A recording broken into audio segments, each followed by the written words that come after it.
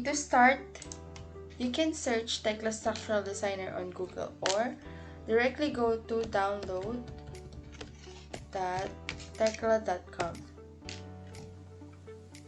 Here, you can see different Tekla applications that can be downloaded. Select Tekla Structural Designer. It is open for business purposes, for partners in Tekla Partners Program, for students with educational purposes, and for free trial. Here are the 3 steps before using the Tekla Structural Designer. First, download and install. Second, register and activate. And third, start and learn. You can also follow the YouTube video attached in the page. So let's first download the application. While downloading, here are the system requirements in using the TSD for a better working experience. For the CPU, it requires multi-core Intel i5 series or above, Xeon or AMD equivalent. For the memory, it requires 16 gigabytes and it is highly dependent on model content. For the operating system, it requires 64-bit Microsoft Windows 8.1 or 10. Must be running the latest service packs or updates. For the graphics, it requires 1600 by 900 resolution or 1920 by 1080 or higher. For the disk space, it requires 1 GB or more of free space for installation. And it also requires internet connection for access to online services and some documentation. This page also contains other guides for starting Tekla Structural Designer.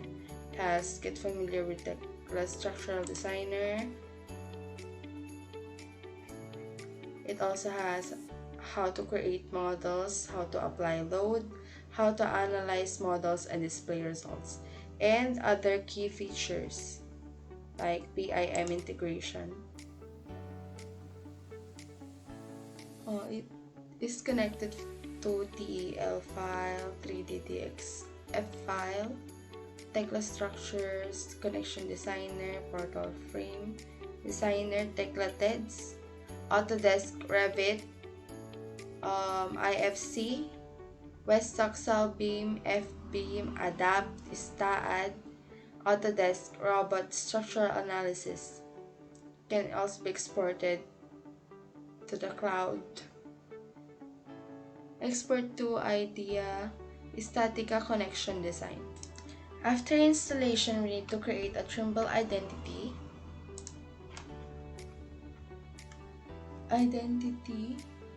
so that we can sign in on the application.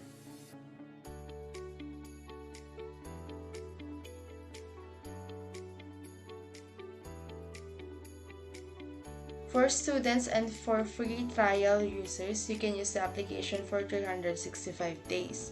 This is free of charge. I already made an account 3 weeks ago. That's why it has only 344 days left. So that's all for the installation. Let's start creating a model. When you first open the software, you can edit the general settings for future models. You can also look at the material databases and add in new sections. Click New to start a fresh model. This brings up our model-related tabs such as BIM integration, model, and load. Go to Model Settings and adjust the code accordingly.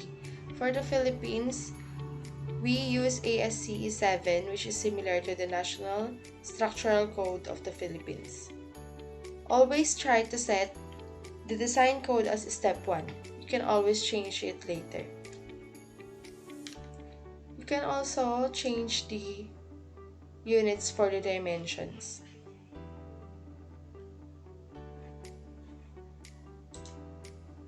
This simulation will create a model from scratch, but you can import models through PIM integration, such as Revit, DXF, Tekla structures, and more. We will create a basic frame and it will be divided into 8 parts. The first part is creating a grid line. Okay. By default, you get 2 views, 3D view and the base view. In the construction levels, we start to build our main plan views in which we want to work in. Press Insert Above and type in either the spacing or the level to define these. You can also set the physical offset, including the slab thickness. This automatically creates the plan view for the level.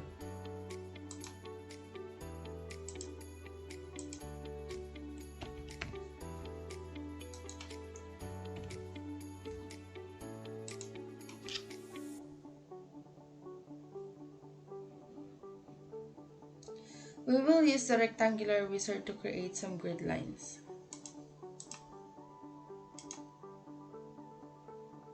We can change the name and color of each grid set as well as the levels it is active on.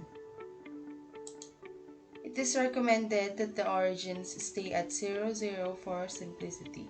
However, this can be edited if you want to change it. Define the spacings and hit finish.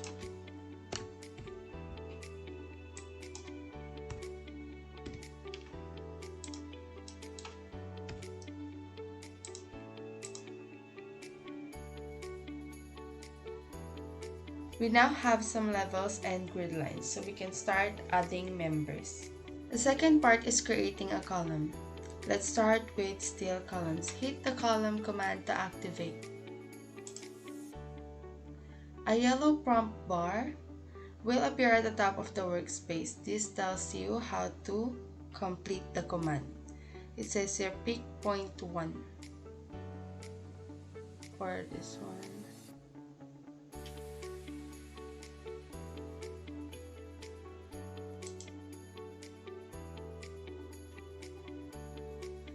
On the bottom level, we have the properties window to define the members such as height,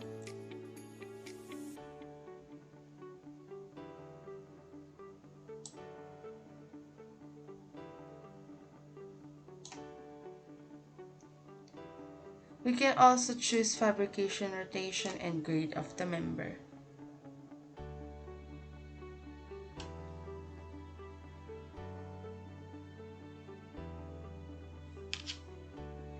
You can insert members by clicking on the grid intersections in the plan view or by windowing over a number of grids to create multiple members at the same time. So you can click. The third part is the auto design feature. It is found in the properties window. I want TSD to select the most appropriate section for me, so I will be leaving auto design checked. If you are setting a section size and want it to be checked, make sure to uncheck it. Underneath is the design section order. It is the list to choose for section sizes. You can create a new list or edit the existing list. For now, we'll select W shapes and edit the CR options. This brings up all the available W shapes which TSD can cater for. If they are ticked, they can be selected in the auto design command. We can uncheck any we do not wish to be considered during the automatic design process.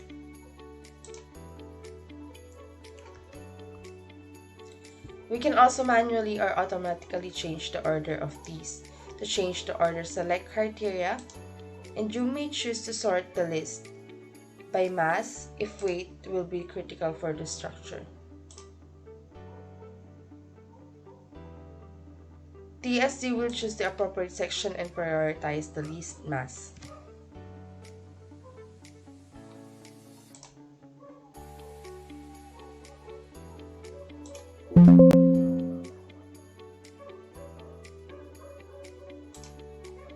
The next part is creating a frame so we can have an elevation of our structure.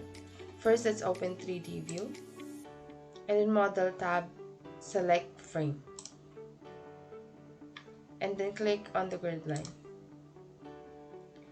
Here in our structure window, you can see the frames, and click on the plus sign, double click to open this view. Again, on the Model tab, select the Steel Beams command.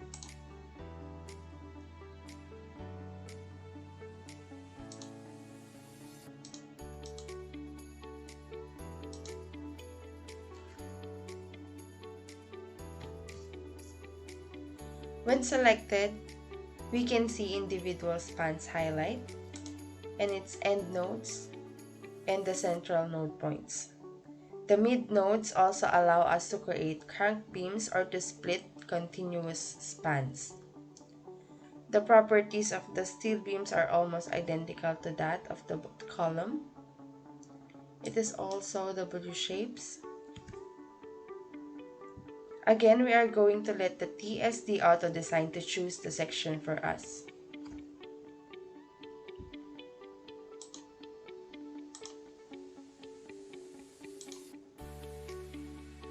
For beams, we are going with W-shaped beams.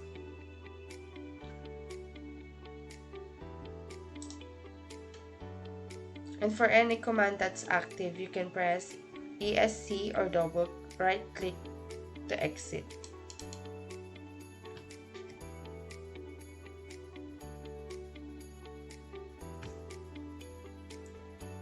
If we take a closer look, you can see that the beam has been offset from its analytical wire. This is based on the slab offset that we initially specified in the construction levels window earlier. The fifth part is adding loads onto the member. First, go to Load tab and select Load Cases. By default, TSD created the load cases above. You can add, remove, or edit this. As we will potentially resize the members, the weight is calculated automatically. You can override this if you like as you count for the slab self-weight. As we are focusing on the 2D frame only, we will add in slab weight manually using the Load tab. Once created, select the load case to add it at the bottom.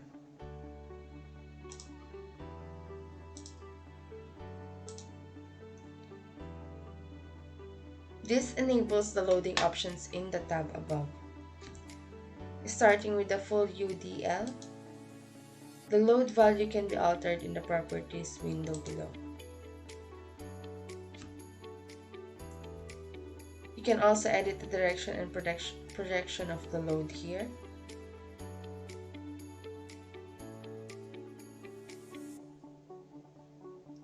For full UDL, simply select the member.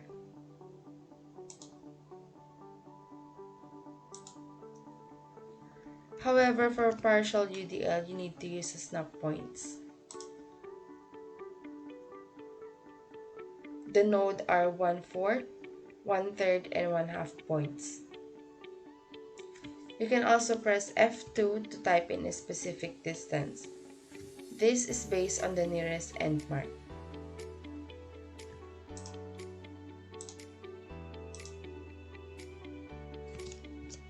With some loading in place, we will now move on to the sixth part, which is creating some load combinations. Go to the Load tab and click on Combination. We can do this manually or by using the Combinations generator. Click Generate and choose which combination types you want to include. Here we have ASD and LRFT.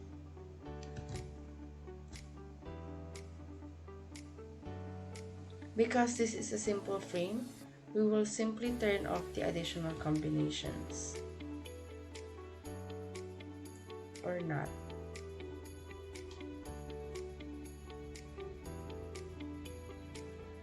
There are further options which we will explore when we have wind load cases.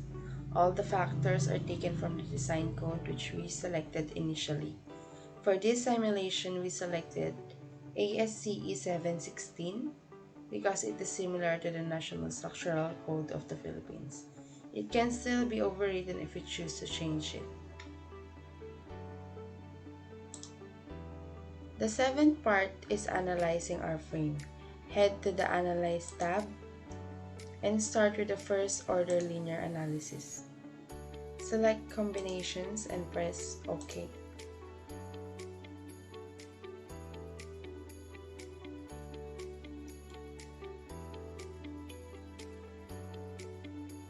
Select the combinations at the bottom of the screen.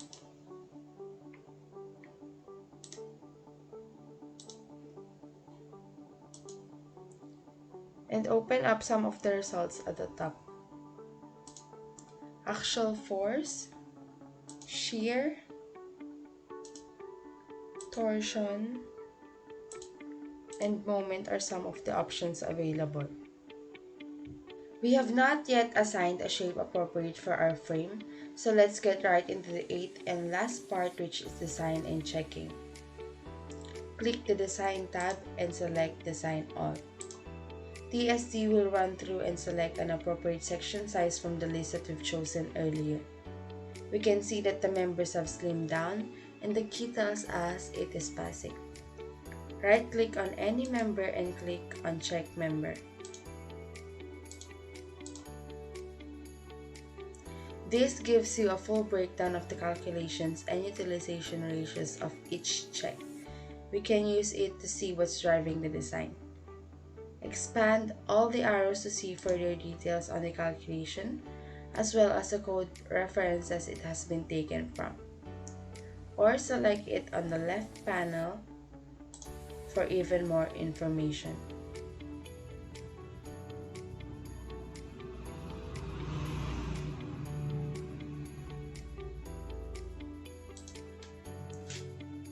That's it for the first part of the simulation. Please be while this tutorial follows the quick start frame video tutorial. Here, we're going to look at the porter frames, modeling quickly, wind loading, and swaying.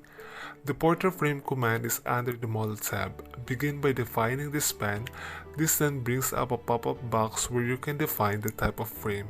Here, you can also define the levels, whether it is clear height, and also the slope angle. This is identical to the Tekla Porter Frame Designer input for new frames. Once complete, we can also adjust the lances or parapet ties, and so we'll be using a basic frame for this, and another video will cover the options in more details. Along the span porter frames, I recommend exporting to porter frame designers. This goes to plastic design.